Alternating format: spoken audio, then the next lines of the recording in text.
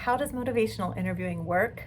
Well, first and foremost, it begins with the spirit of motivational interviewing. And the spirit is comprised of 4 elements: compassion, acceptance, empowerment, and partnership. And today I'm doing a deeper dive into that 4th spirit element of partnership. So first, the spirit of MI is really about our heart set and mindset as providers that we're bringing into that client relationship.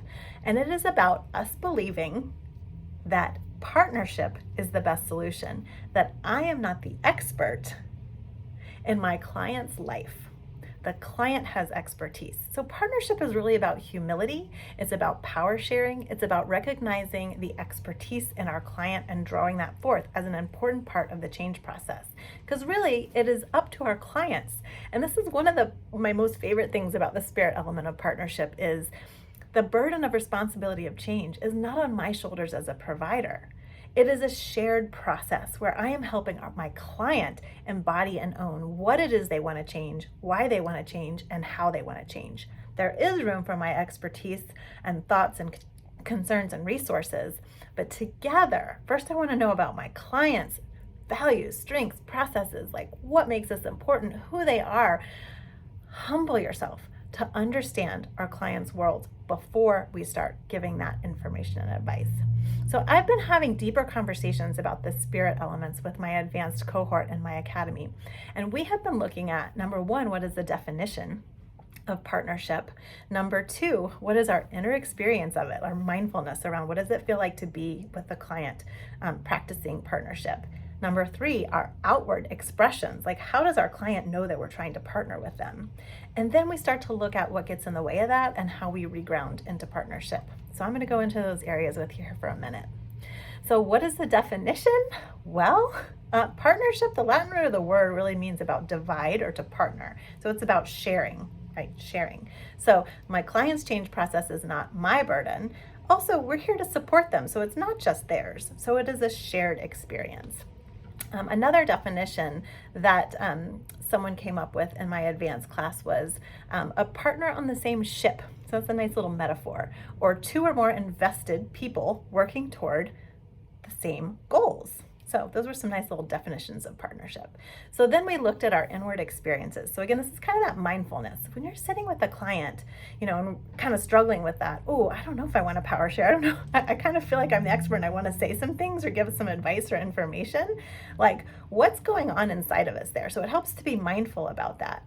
So when we're embodying partnership in our bodies, it's about being invested and believing in our clients' successes, believing in their strengths, believing in their abilities, and deeply valuing who our clients are, their values, their beliefs, their ideas, their motivations. That's a part of what's going on inside of me as a provider with my inner experience of partnership. So then we're looking at that outward expression of partnership. So these are kind of behavioral anchors. As providers, as motivational interviewing providers, how are our clients knowing that we are power sharing and partnering with them in the change process?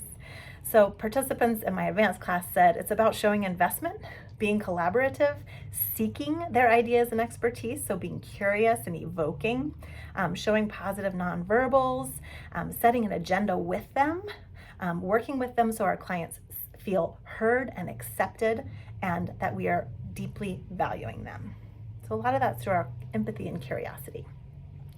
So what gets in the way of that partnership?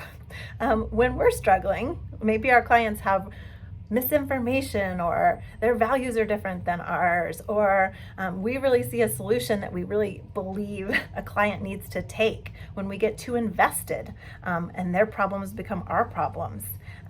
So these are some of the things that can kind of warp our ability to be in partnership with our clients. And maybe you have some more you could add to that list.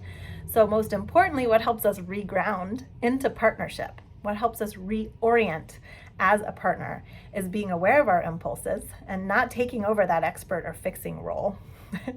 Being mindful, building empathy, agenda setting with them.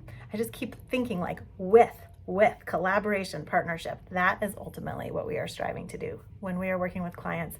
And what a relief when we are truly in partnership with our clients. That burden of responsibility is shared and it's not just on my shoulders as a provider. Would love to know your thoughts.